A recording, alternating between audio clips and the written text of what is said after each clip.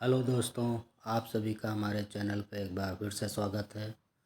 दोस्तों, मैं आपके लिए हमेशा भूत प्रेतों से जुड़ी कहानियाँ लाता रहा हूँ। एक बार फिर से आपका हमारे चैनल पर स्वागत है।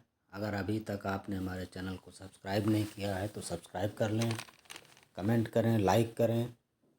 तो दोस्तों, आज की कहानी 20-25 साल पुरानी है।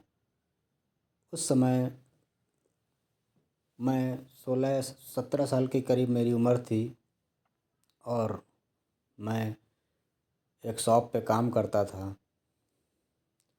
और उस दिन ठंड की रात थी। मुझे काफ़ी देर शॉप पर हो गई थी और उसके बाद तकरीबन रात 11 बजे मुझे शॉप से फुर्सत मिली। शॉप बंद हुई तो मैं घर के लिए निकला।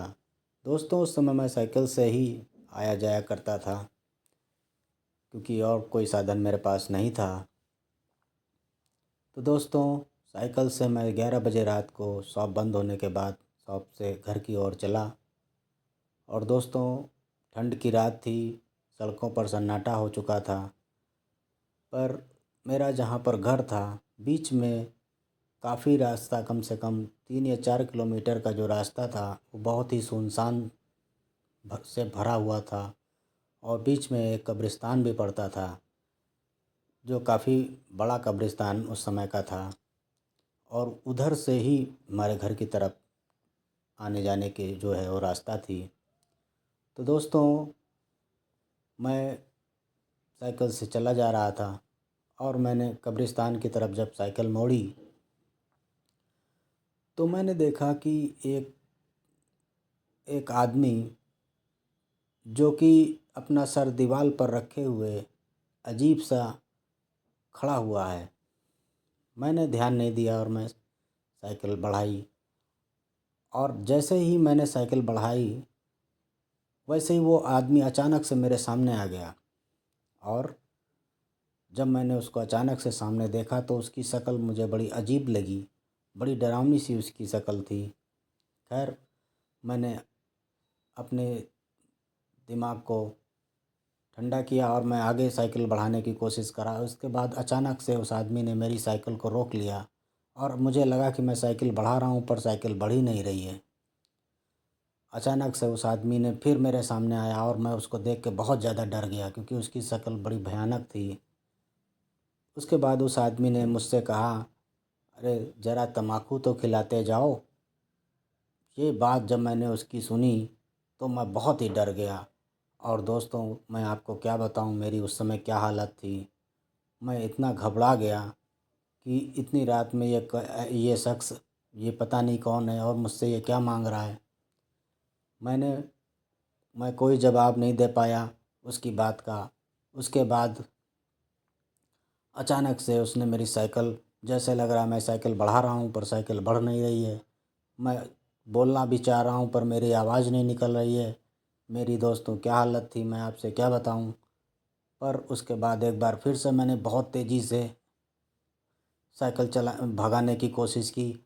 और उसके बाद वो आदमी बड़ी ज़ोर से हंसा और उसकी हंसी जैसे लगता है चारों तरफ गूंज गई हो। उसने कहा, अरे इनके पास तम्बाकू ही नहीं है। और ये सुनकर दोस्तों, मैं और ज़्यादा घबरा गया। मैंने साइकिल भगाई और दोस्तों फिर मैंने पीछे मुड़ के नहीं देखा और साइकिल भगाते भगाते भगाते भगाते मैं सीधा लाके घर पर रुका। और घर पर मैं दोस्तों बदहवास सा था। मेरी मेरा दिमाग काम नहीं कर रहा था। घर वालों ने पूछा क्या हो गया। मैं उनकी बात का कोई उत्तर नहीं दिया। मैं बहुत परेशान था। मेरे पूरे शरीर में पसीना ही पसीना था। दोस्तों, इतनी ठंड में मेरा शरीर पूरे पसीने से भर गया था। और दोस्तों, मैं अचानक से जब घर पहुंचा तो मुझे देख के सबने पूछा क्या हुआ, पर मैंने उनकी किसी बात का कोई उत्तर नहीं दिया। और दोस्तों, मैं लेट गया। मेरी माँ ने पूछा क्या हुआ, तब तक मेरा बदन ज़ोर से तपने लगा, मुझे बुखार हो गया था। दोस्तों, मैं मेरे घर वालों ने उस समय कुछ नहीं कहा। बाद में मुझे सांत्वना दी और कहा ठीक है। उस समय मैं थोड़ा आराम से लेट गया। और दोस्तों, मैं रात भर वही सोचता रहा कि वो शख्स कौन था जिसने मेरे से ऐसा कहा। जब मेरी तबीयत सुधरी तो मैंने घर वालों को बताया। घर वालों ने मुझसे कहा कि आइंदा से उस रास्ते से मत आना, वो रास्ता ठीक नहीं है। तो दोस्तों, मैं बहुत परेशान था कि वो शख्स कौन था जिसने मुझसे ये चीज़ कही, जे तम्बाकू मांगी।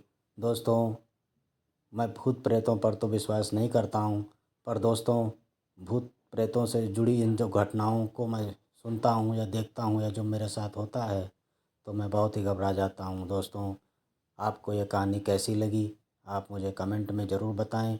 मेरे चैनल को लाइक करें, सब्सक्राइब करें। इसी के साथ दोस्तों, एक बार फिर से आपको नमस्कार।